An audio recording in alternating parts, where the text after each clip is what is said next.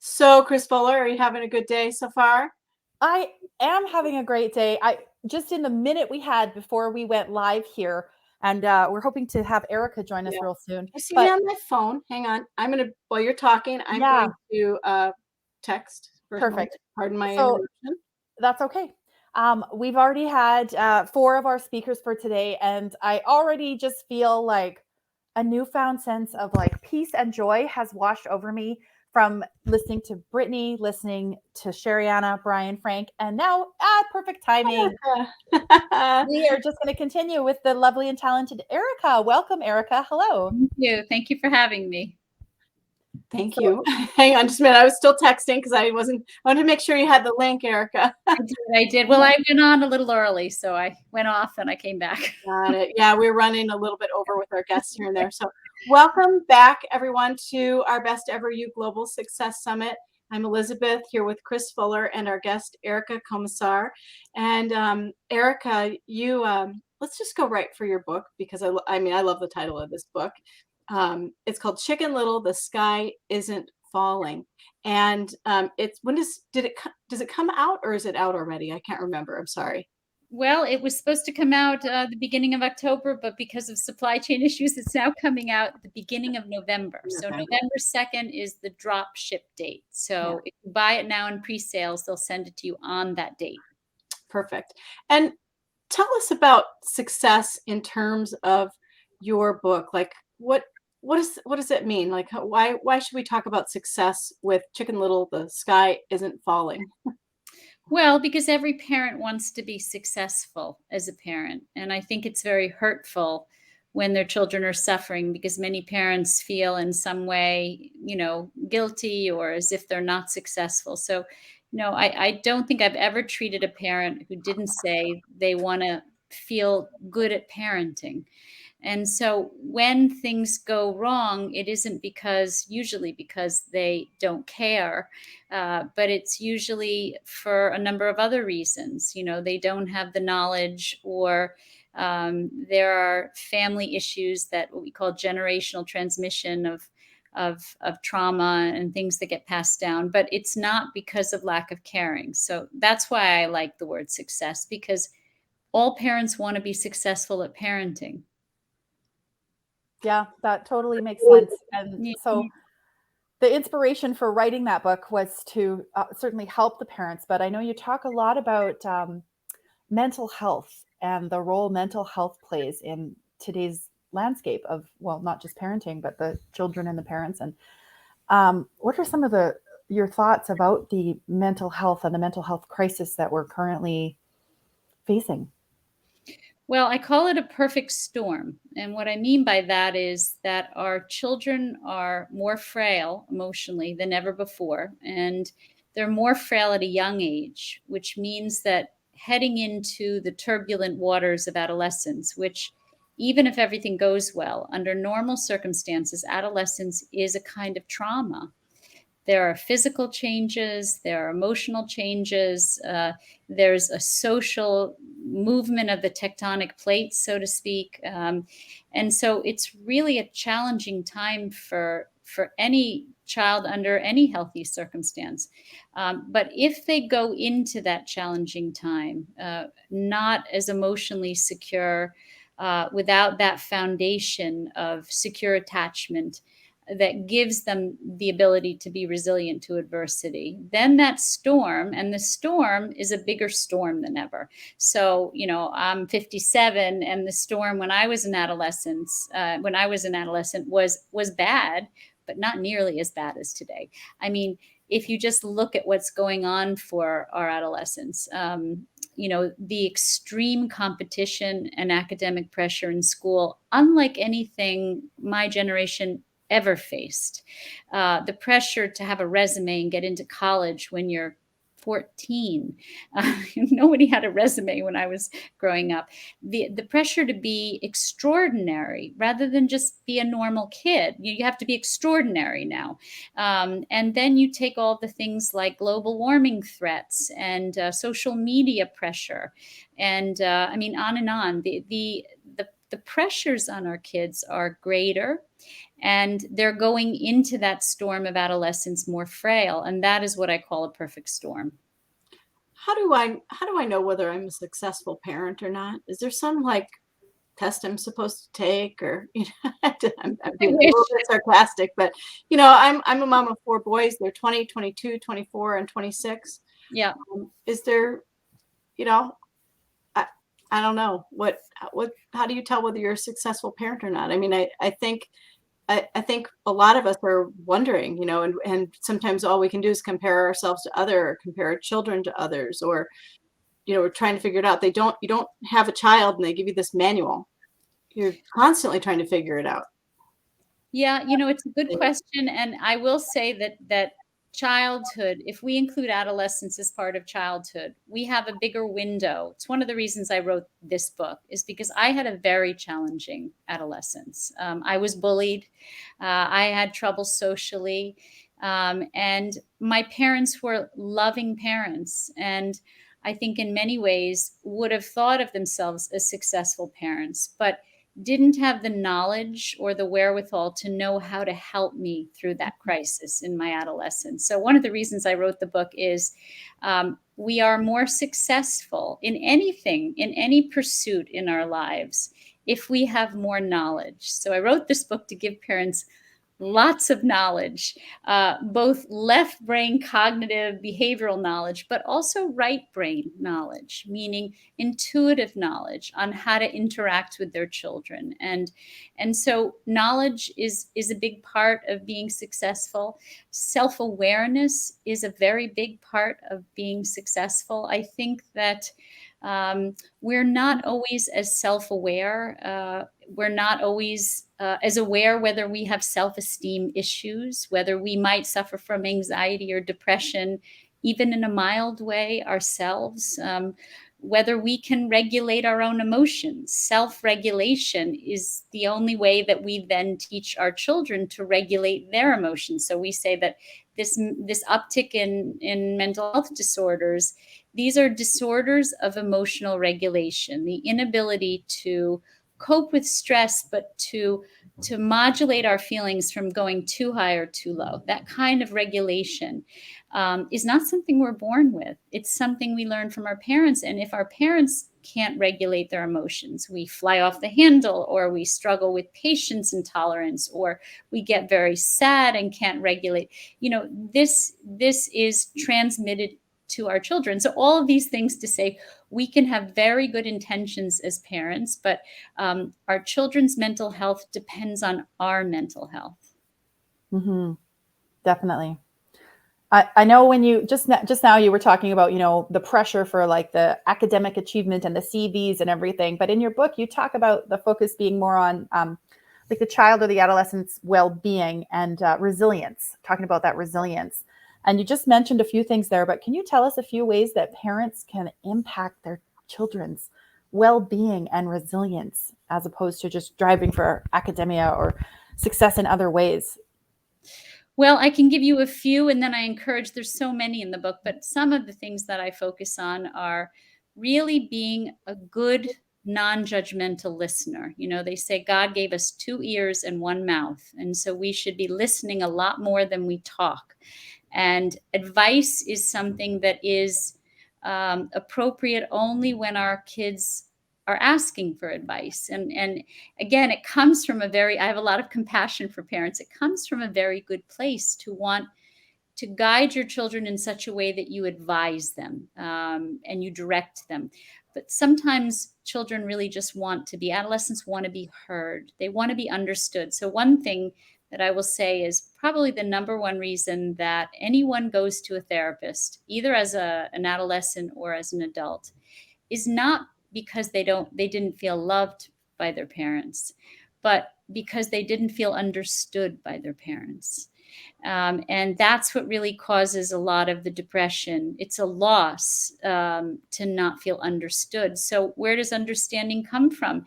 It comes from non-judgmental listening. It comes from good, open communication and being present physically and emotionally enough for your adolescents. And I talk in the book about the fact that adolescents have very intense defenses. And what I mean by that is they're not going to let you in all the time. And you can't take it personally when they don't want you in. Because when they want you in, they really want you in. But when they want you out, they really want you out. And the only way that they can separate and create their own identity is to push you away quite a bit. And so it requires a lot of emotional security as a parent to not take it personally, to not feel rejected by it, but to understand it because you have the knowledge that this is the process they need to go through to become individuals who will not at 45 be living in your basement, because no one wants that, right? So yeah, so the idea that we feel secure enough to let our children push against us when they need to. But what I talk about in the book is you need to be there enough when the door swings open. And that's both a real concrete thing and it's a metaphor. And what I mean by that is adolescents use their door to create privacy and to keep us out. But when they come out and we're there, meaning when they come out for a meal or to go to the bathroom or to get a package upstairs, or they just want to talk, if we're there, then it's an opportunity for us to really ask open-ended questions that are non-judgmental about their day, reflect their emotions and say, I can see that you're sad. Is it something that happened with your friends today? I know you met with them, but that's an opportunity. If you're not there physically and emotionally, when that door opens, guess what happens? Mm-hmm. The door closes again. And I mean it literally, but I also mean it in terms of figuratively, in terms of defenses. Their defenses go back up and you have to wait because it's on their terms as to when they're ready to communicate again. So the more we're there, the greater the chance, the greater the odds are that we'll be able to communicate with them on this very vulnerable level. To help them be successful. Chris, will you do me a favor and put your phone back in front of your face again? Oh, yes. This isn't just an exercise we're doing here and there today. So I'm a mom of 4 boys. And what if I did this all the time? Yeah. Or whatever it is. And we're just always on it. What about being present? Like actually like in the moment. And what about these little devices that we all have? Sometimes all 6 people are on them in the living room or whatever, Well, you said it. You said it. It's not just about physical presence. It's about emotional presence. So, what I say about my first book too, my first book is about 0 to 3, because there's 2 critical windows of brain development where parents have a chance to be successful parents. One is 0 to 3. The second critical window of brain development, of right brain development, is 9 to 25 or adolescence. And it's particularly important that you're both physically and emotionally present as much as possible. So you can be there physically and be checked out emotionally, is what you're saying. And that's no good. And so being checked out is something that technology does to us, but it's not just technology. So I don't want to just jump on the technology bandwagon and say that's the only way we check out. We check out by cooking and cleaning and doing other activities while we're trying to talk to our children. Multitasking is a killer in terms of presence. So we know with mindfulness, a mindfulness training, and anybody who's ever used a Calm app or a Headspace app, or it says, no, you can't do anything else while you're doing this. You just have to be here now and be with yourself. In the same way, you have to be here and now and be with your child. And that's a challenge for a lot of parents. So how do I define presence? Presence is being fully interested in the person that is sitting across from you and not being interested in anything or anyone else at that moment, meaning not wanting to be anywhere else with anyone else doing anything else. Is that what would help us have the most, success probably isn't the right word. Impact. Exactly, but we're going to use it anyway. It is the right word, because if you think about it, when does a parent feel successful? At the end of the day, they feel successful when their child is emotionally resilient, emotionally secure, and when they can. Sorry. I was thinking for me, it's a level of smiling and just a level of calm and peace to them. Like, But I was um, going to say self-esteem. yeah. Oh, good one. So self-esteem, which brings Yeah. us a sense of calm and peace, helps parents to feel successful, right? My child feels good about themselves. Guess where self-esteem comes from? We don't think about this stuff, right? We just think it sort of is organic or it's not organic. Self-esteem in a child comes from feeling interesting to your parents. Our first experience of feeling interesting is when our parents feel interested in us. And through that, we learn to be interested in ourselves and find ourselves interesting. But if we find everything else and everyone else more interesting, it's why I wrote a book, which, whatever, it was controversial, but it was the truth. I only speak the truth, and it's based on research and clinical experience, that if you don't prioritize your children in these critical windows of development, actually throughout childhood, if they aren't prioritized, then they don't feel like a priority. Then they feel like less than. And they feel that you find other people more interesting, or your work more interesting, or your volunteer activity more interesting, or yeah, that's the best I can say. Yep. What does Yeah. it do? What does it do to children's self-esteem when we have them here at home during these moments of COVID and we're homeschooling and things like that, and people are griping and irritated about them being home? So young children benefited greatly from COVID. I'll say that right now. I've written articles in the Wall Street Journal and all over the place about how young children got what they needed during COVID, which is their parents were home with them. They got more attention. It's what they've been needing. It creates that foundation of emotional security to have your emotionally secure object there to go back and forth with, right? But older kids and adolescents struggled a bit because the idea is that they were kind of trapped home with us, which in one way, because I always like to look at things in a positive way too, in one way gave us another opportunity as parents, one, to see if they were struggling with depression and anxiety. So a lot of what COVID did is it illuminated and amplified what was already going on, but maybe we were busy and didn't see happening. So now we see they're socially isolated. Now we see they suffer from anxiety and they don't sleep that well.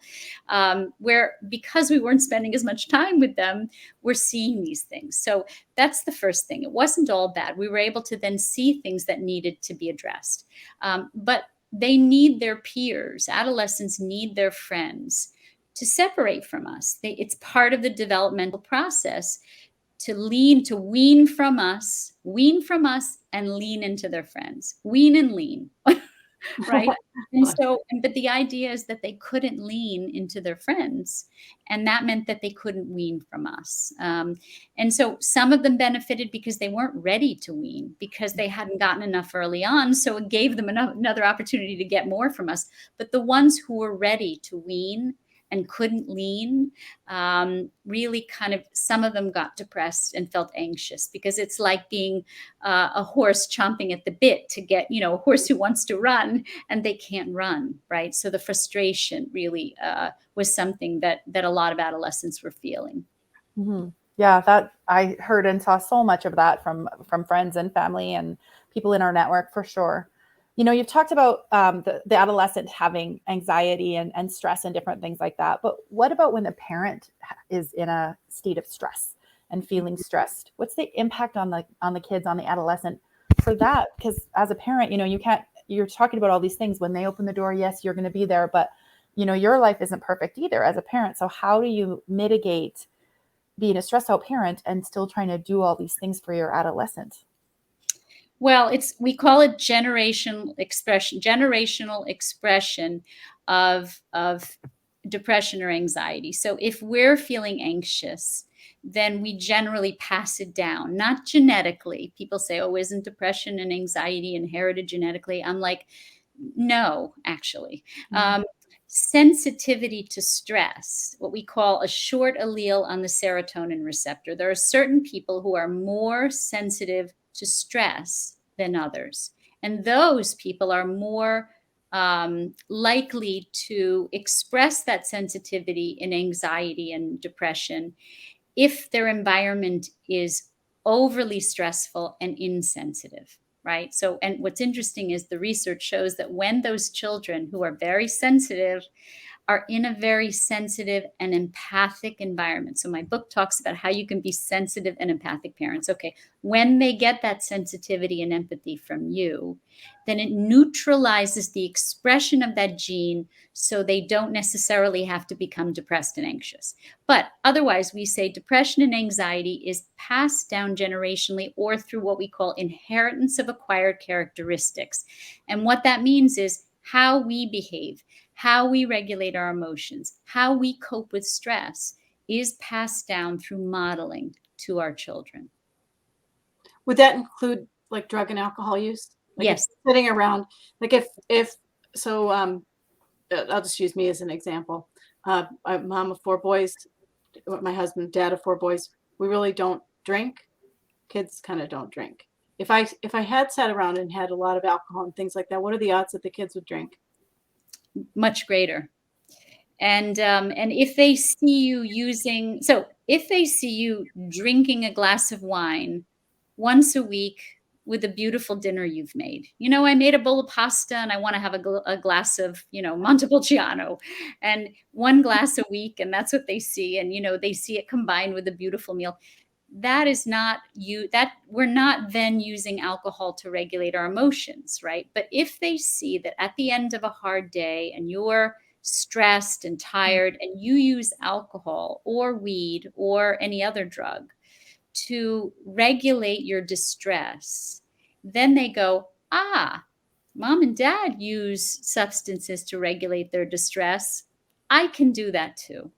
And so they're much more likely to use those substances to regulate their emotions. So there's a big distinction between drinking a glass of wine once or twice a week with a good meal, or a beer now and again, and drinking every day to address our fatigue, our stress. When patients come and they say, I just use it to unwind. I'm like, unwinding is emotional regulation. It's just another word to describe emotional regulation. So the answer, Elizabeth, is yes. Your children are much more likely to use, in the same way that if you eat emotionally, if you use food to address uncomfortable emotions or to mask to anesthetize uncomfortable emotions, then they're more likely to do it too, because food is both a wonderful thing that is fuel for our bodies and delicious to eat, but it's also something that can be used as a substance to regulate our emotions.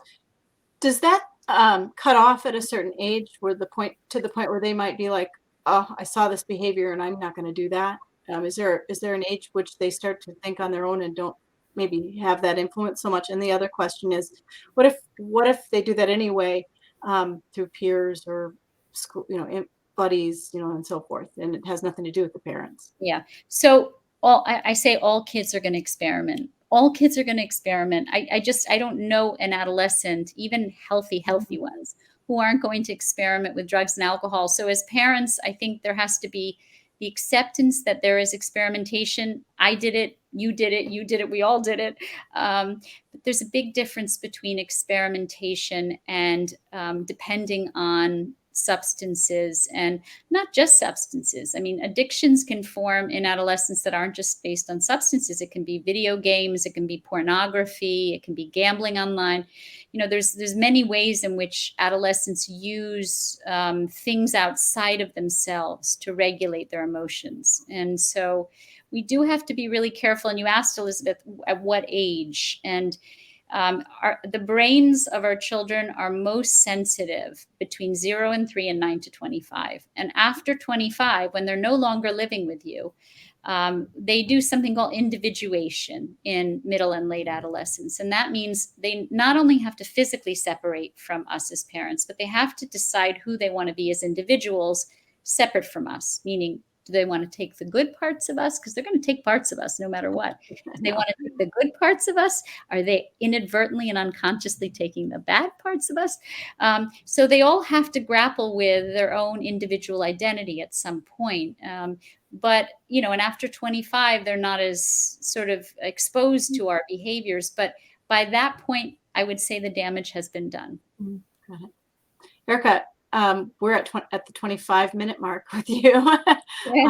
No, it's been crisp, just unbelievable. Really, really important things. I really appreciate listening to you. I could listen to you for another hour because what you're saying is so important. So we really appreciate your time. And remind us again of your book date coming out is November, or you say it because I've forgotten. November 2nd, and you can buy it online now, and they'll ship it on November 2nd. And you can also go to my website, which is www.komisar, KOMISAR.com. And you can buy either of my books or both of my books on the website. Beautiful. Perfect. Right. So that's Chicken Little, The Sky Isn't Falling, coming out November 2nd. And we just want to thank you from the bottom of our hearts. Go ahead, Elizabeth. No, just same thing. Just thank you, Erica. It's a pleasure to see you again, and I'm grateful that you're here with us. Great information. We needed you. We needed you. Thank you. Thank you. Yes. All right. Bye for now. Bye.